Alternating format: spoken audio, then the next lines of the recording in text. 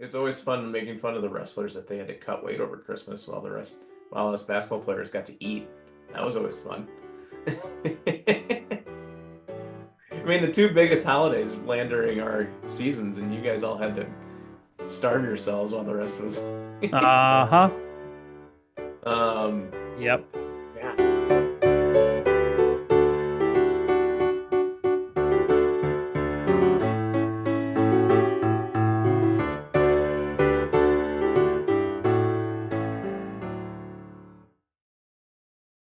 Yeah, so for this week of Advent, we're doing what we feel around the season, that kind of that Mm. sense of touch. And so it's kind of hard to describe the textures of Christmas. And so I wanted to know about Christmas traditions. What are some of those Mm. touchstones of the holiday season for you that you either remember growing up or now as an adult with kids and responsibilities and stuff? Kids and grandkids and responsibilities and stuff. Yeah. Yeah. So this started when my kids were maybe junior high, high school, you know, that range. My kids are notorious for trying to peek in the packages, Mm. trying to undo the tape and get a little peek. And so we have tried over the years different methods of keeping them from spoiling Christmas. Sure. We have waited until Christmas Eve to wrap all the presents. We have like disguised what's in the boxes by adding weights or jingle bells or nickels in a tube or various other sound effects or weights or whatever. Yeah. Yep. Um, but the last probably 6 or 7 years, we started doing code on the gifts. We don't put names. There Oh. is a code. And I think it started one year. There was going to be like 13 of us or something for Christmas that year. Oh, wow. And we just numbered in order of height from tallest to shortest. So the tallest was number one and number two, and all the way Sure. down to number 13 being the shortest. So on the Nice. presents, that's all that was there was a number. That's awesome. And they didn't know until Christmas morning whose gifts were whose. And so this has um, hmm, escalated.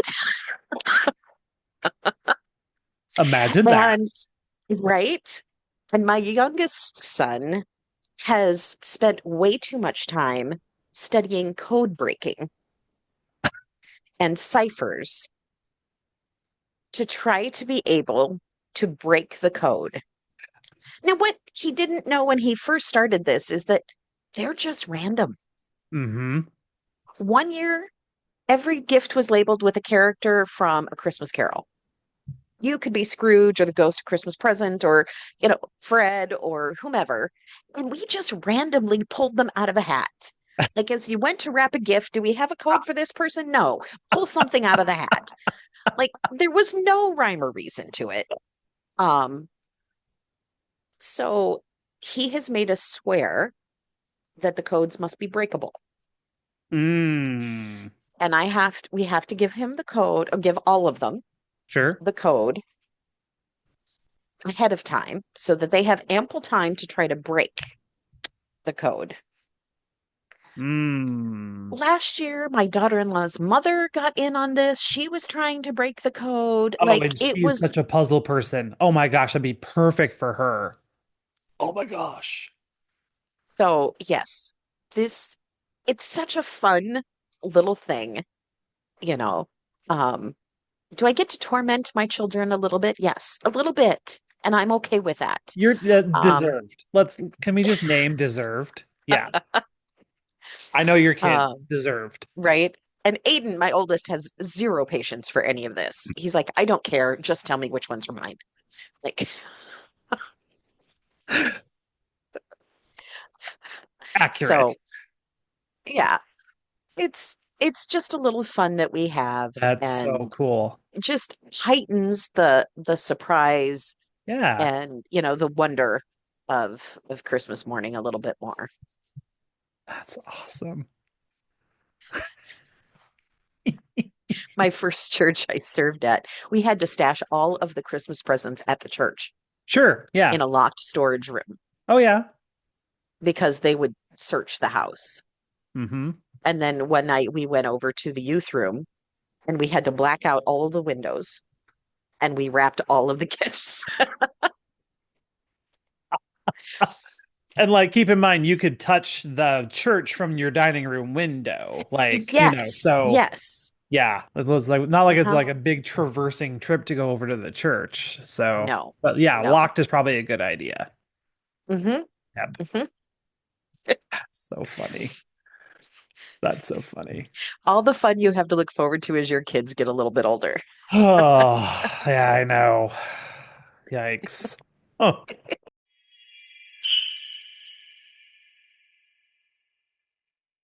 So then the next week is around the feeling of Christmas. And so like it's about the tactile, the texture. And so that's kind of hard to like put into an answer. Like, what do you feel around Christmas? So what are some of the touchstones of Christmas for you? What are the traditions, either growing up or that you have established with your family now? Oh, those are good questions. Like cliche is singing Silent Night, Mm, lifting candles. hmm. Um, that is quintessential for Christmas Eve services. Absolutely. Even better if it happens to be a later service and that you get to sing Silent Night as you transition into Christmas Day. Hmm. I am not someone who minds 11 o'clock services. I also don't I don't like, hey, I volunteer for them. Right. But if a church has it, like, I'm like, yeah, let's do it. Yep. I don't expect my family to also be there. It's, Yep. um, Christmas has shifted a lot over the years. And so one of the most important things for me is like the Blue Christmas service. Mm, Um, because Christmas isn't the most wonderful time of the year. And that first Christmas even was filled with so much heaviness and fear and anxiousness that I think we lose that because we want to create that joyous celebration, Christ is born. But even like the idea, like bringing children into this world today, like the mm, act of birthing a child is messy and complicated. And we don't always forget all of the buildup once a child's born. Like it's like, oh right. yeah, like it shifts your memories. But at least for me, I was in the hospital for 2 days. Like, is the kid gonna come? Because I felt fine, but my blood pressure was out of whack, and so they wouldn't let me go, and they were trying to get the baby to come, and she was like, no. Um, and I know more people were anxious and nervous on my behalf than I was. My anxiousness and nervousness came as my body like finally realized all that it had gone through. And then Mm. and then as I'm going home and realizing I won't have the call button. I Uh-huh. now have to go be an adult. With And a so kid even too. right? Like I have to figure out how to be a mom and like who I am now as a person and I'm healing and recovery and there's Oh, also this expectation of people want to meet the kids. So what yeah, I yeah. God bless Mary who's like shepherds come in, wise men come in. Like uh but I think about that. Like we purposely Christmas comes at one of the darkest times of the year. Hmm. We know that biblically he was probably born in the spring because I mean, we're in South Dakota. Shepherds don't hang out in the Yep. fields at No. night. It's too cold. Yeah. Um, that's similar in other places of the world as well. Hmm. Um, and so I think there's some intentionality. It goes back to the lights and all of that. And so for me, the Blue Christmas service is such an important tradition that I need it as much as I need to offer it. Mm. And I my first one was 20 years ago. And Okay. that and I lost my mom the next day. Like I sat at a Blue Christmas service wept at the altar and said, God, if you're going to take my mom, please do. Let's not prolong this anymore. Sure. And I wept. But I also had a sense of peace because there was suddenly space in the midst of this season to be able to say it and name it and offer that prayer. And as I went home, I was like, I know it's not a matter of if at this point, it's a matter of when. It was that waiting game. And when I woke up, as I woke up, and then my stepdad knocked on my door. So I woke up as my mom passed, I think. Wow. I vote, yeah. And it was at home. We were able to have her at home. I know we were fortunate with that. And to be able to go, like, okay, did it change the way Christmas was that year? Absolutely. Did it make the next year even more weird? Absolutely. But it also helped me understand the multifaceted layers that Christmas is. In a way that I am thankful people don't have to know yet, while at the same time can hold that space for those who do. Yeah. Yep. So, can you talk about the ornaments that you do for your Blue Christmas? oh yeah. Yeah. I actually have them right over there. Hooray. I have to write on them. We give out just blue ornaments that say hope, peace, joy, and love on them. And they're all handwritten. And I usually put on a Christmas movie, and it brings me a lot of joy. Just sit there and I write them on. I'm covered in blue glitter by the end of it because some of them have a glitter. You can't get a box of ornaments that don't have the glitter ones. And so we hand them out at the end just as a space to be able to, they can take them and either put them on their tree or not, and have them as a reminder that the light still shines in the darkness and the darkness does not overcome it. And that there is still hope. There is still a sense of peace. There is still joy and there is still love. Even when at that moment it doesn't feel like it. Right. Yeah. Yeah. So yeah, that's awesome. I like to buy them. I like to just sit there and again, it just brings me a sense of joy and again purpose of service. Yeah. It's yay service. Yeah. Yay twos. Oh, thanks for sharing that, Peggy. That's awesome. I know that was a lot, so I don't know how you're going to incorporate that. So feel free to cut. It's all good. No, Blue Christmas is, I mean, for those that need it, it is such an important space. And I've done a few Blue Christmases that turned into just real deal holy moments of just this season can really, really suck for a lot of reasons. And everyone else is around you being like, oh, it's so happy. And look at this fancy thing. And, the lights and the bells and the, stimulation overload. But for those that need that kind of space. Yeah. Yeah. And we start with the song like In the Bleak Midwinter, which it's such a good song, but people don't want to sing it at church. I know. I know. Oh, I love it. And we still do Silent Night because we want people to know the light still comes. Yep. And then we end with Him a Promise. Okay. We don't end with joy to the world. We end with Him a Promise. Unrevealed until its season. Something God alone can see. Yeah. And that there's power in that. To be able to transition, we name like the Advent wreath, we do the candle of grief, the candle of sadness, the candle so we've changed the candles, but the center is still the Christ candle.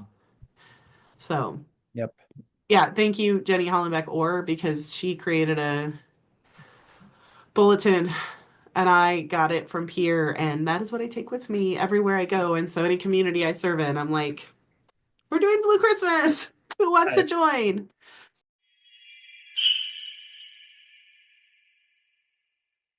Kind of hard to ask, like, what's the texture of Christmas for you? But so what are some of those touchstones in the Advent Christmas season? What are your favorite traditions, either growing up or the traditions that you are forming with your family now?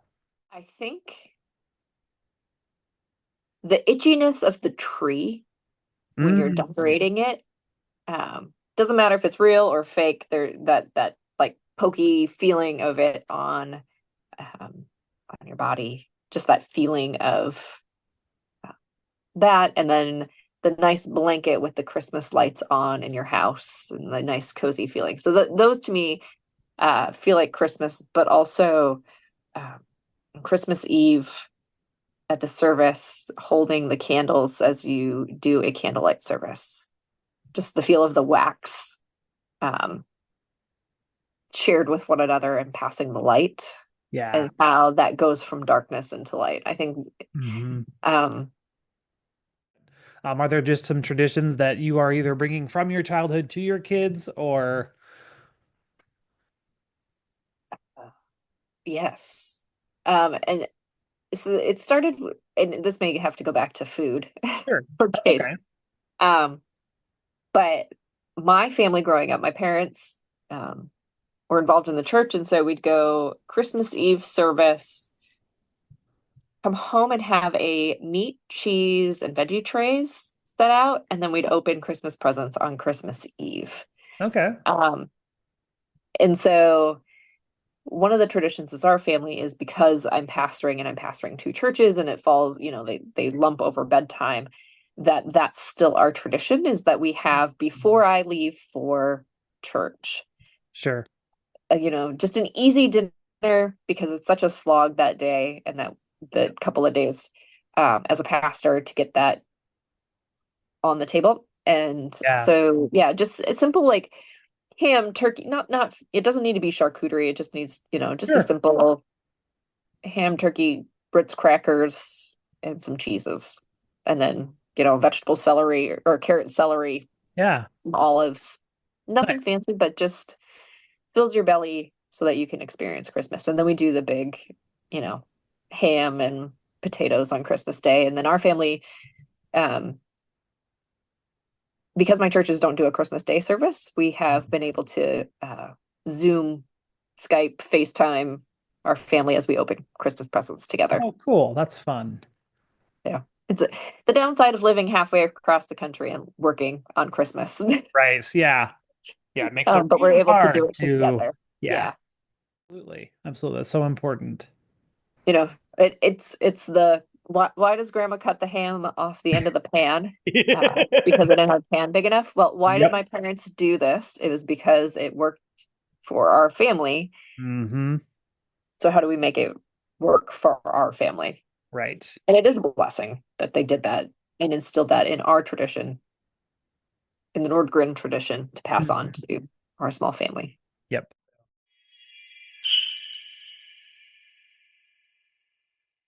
So then the next week is focusing on the tactile experience of Christmas, those things that we get to touch and feel, which is kind of a hard question to ask. So I'm kind of cheating and asking it this way. What are those touchstone traditions of Christmas that you had either growing up or that you have built with your family now? So what are the traditions of Christmas for you guys? Going to Christmas Eve service, that's always been important to me. Yep. Used to go to Christmas Eve at our church, and that's probably my favorite service of the year. Between that one and sunrise. Sure. Yeah, Christmas Eve is always pretty special. I don't know why this just popped into my head, but when we used to go to what's now Brian's, to Grandma and Grandpa's, we used to cram 50 people into the sunroom to eat for Christmas. And Grandpa always had a wood or a corn burning stove running, and it was always be 85 degrees in there. And we would sneak the windows open and turn his corn burner off without telling him. And he'd get annoyed with us. But I don't know why, but that always pops in my head. All of us cousins sitting at the end of the table joking about dying, and that was always fun. But it was always so fun. Like both sides of cousins, both the Tiffany side and the Stearns side. I was always very close to all of them. Yeah. And so Christmas was always fun spending time with them because, it was like getting together with friends. Sometimes with cousins, it can you're distant, so you spend time differently. Right. But with my cousins, it was always fun to get together and hang out and go out and play in the snow and crash things and play football. And there's a lot of boy cousins. We Yeah. didn't have a lot of girls. We Right. all got married and they softened us all up. But yeah, that was, and one other one that sticks out into my head was, the Tiffany side. We'd spend 3, 4 days at either our house or my aunt and uncle's house in Redwood Falls. But all of us cousins would end up sleeping on the floor in the family room, just hanging out. So that was always fun. And Yeah. yeah, family time is probably the thing growing up. Yeah. Stands out the most. As an adult, we haven't formed, I don't know that we would necessarily form a Christmas tradition. However, I think we probably did with getting our Christmas tree this year. This Yeah. is the first annual um, getting our Christmas tree from the Black Hills. Yeah. So that was a lot of fun, and the kids loved it, and I think we'll keep doing that. Mm-hmm. That's awesome. Yep. But Yeah. And you guys are kind of interesting because you have a live Christmas tree every year. So yes, live Christmas trees are important to me. Um, to me, it's just not the same. mm-hmm. That fake one. I really like live trees. I love the smell. I love the feel. Yep. I love the needles as you're trying to vacuum them up for 11 and a half months out of the year. Um, but no, Yep. live trees it has a different, just has a different feel to it. It feels more Yeah. real to me, Absolutely. that it means more because it's a real tree. Mm. Nice.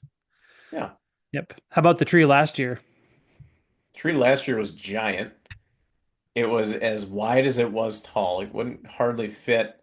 So it hardly fit going down the stairs, and that's when it was still, alive. And then Mm-hmm. when it died, since it couldn't hardly fit up the stairs, it shed all of its needles by the time it got to the top.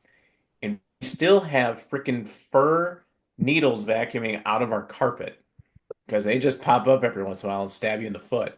So, so yeah, last year's Christmas tree was not good.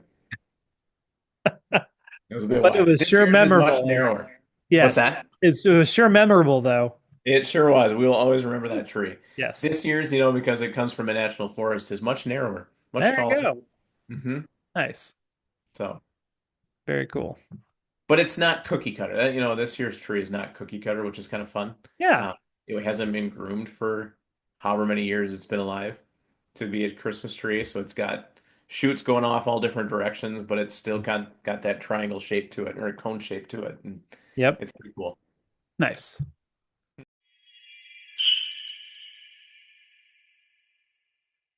The last formal week of Advent and the fourth week of the sermon series is around what we feel around this time of year, and so talking about the textures and the textiles of the season, but also just what are those touchstone traditions that you either grew up with or that you have instilled with your family as an adult. So, what are your traditions around Christmas? I mentioned being a pastor's kid. Christmas is actually not a fun time to be a pastor's kid because we never got to travel to grandma's house on Christmas. Sure. And Christmas Eve, the church that my dad worked at when I was a kid, had 3 services. We had like a 5 or a 5:30, a 7, and then we had an 11 o'clock, an Nice. 11 o'clock communion service that wouldn't get out until after midnight. Yeah. What then now is Christmas Day. And then by the time we get home, just exhausted, right, from doing all of the services and doing all of the things. And then, of course, as kids, we are super anxious for Christmas morning, right, and get up and get up. Right. And so for us, for me, Christmas, the feeling is after it's all over, right? We have all this anticipation and all of this expectation and this buildup. In fact, weeks. In fact, you and I, before you hit record, we were talking about all of the things that the church does in order to get ready to celebrate Advent and Christmas, and then it's over like that. In the blink of an eye, it's over. And sometimes by the 26th of December, trees are out by the edge of the driveways. People are done with their Christmas. But for me, it was the afternoon or the evening of the 25th, or even the day of the 26th, when our family got to just sit and be still That's the feeling of Christmas that I like. And it's, I mean, because, Christmas is a little bit anticlimactic, right? We build, build, build, build, build, and then it's over and you're like, that's it. Right. But it's in the that's it, where I felt like now we can be a family. Now we can relax. Now we can, tell stories underneath the Christmas tree and drink hot cocoa and stuff. But it didn't ever happen until after the holiday at my house. Sure. So that's what I look forward to is the calm after the storm. Yeah. Yep. Yeah. And especially now that you are employed by the church and Abby's super active in the church and just at Fusion, I assume. And yep, she's at Fusion. Yeah. So is that a similar feeling now that you are an adult and have kids that are adults? Yeah, it is. In fact, we're doing a little bit of role reversal because there were so many years when my children were young that my parents, when my dad was still serving a church, they would leave after Christmas Eve services to drive to our house. They would drive through the night on Christmas Eve night to get to our house so that we could have Christmas together and have Christmas morning as a family. Sure. And this year, the plan is for me, after we get done with Christmas Eve services here at Pierre First, is I'm going to drive to my sister's house where the whole family will have gathered over in Minnesota. And so my husband and I will be doing the midnight drive, weather permitting, right. On Christmas Eve night to get to my sister's house so that we can all be together for Christmas morning. And Abby, the same thing. She'll have duties at Fusion in Mitchell. And then as soon as she's done there, she's going to head so that we can be together. And Christmas just looks different than the rest of the year. Yep. But Christmas looks different for pastors' families. And I know your kids are having different experiences than their friends at Christmas time. And I see them and I get it. Yeah. I tell Pastor Jeff here at Pierre First, I tell his kids all the time, I get it.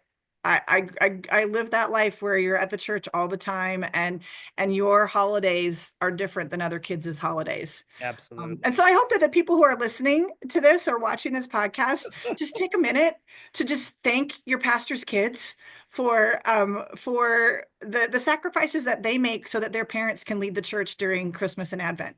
Yeah. Because it's hard being a pastor's kid at the holidays. It is. It's hard being a pastor's kid anytime. Well, yeah, but I mean, especially now, because even like my oldest is 8, and he is fully in that, Dad, I want you to, and it's like I can't, buddy. I have got these commitments, and I just cannot, and it's so hard because he doesn't quite, he's old enough to know that I can't be there, but not necessarily grasp why. And just that Dad can't be there. And yeah, it's tough. So if your kids need a word of support, give me a call because all right.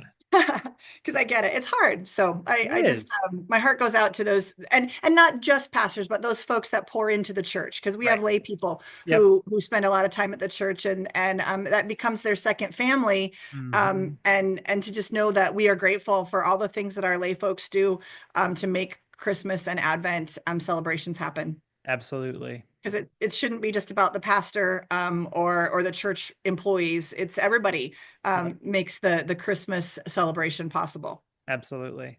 Yeah. Thanks for listening to our Cut for Time conversation. Join us for worship in person or on Facebook Live Sundays at 10 o'clock Central Time. And now go in peace and serve the Lord.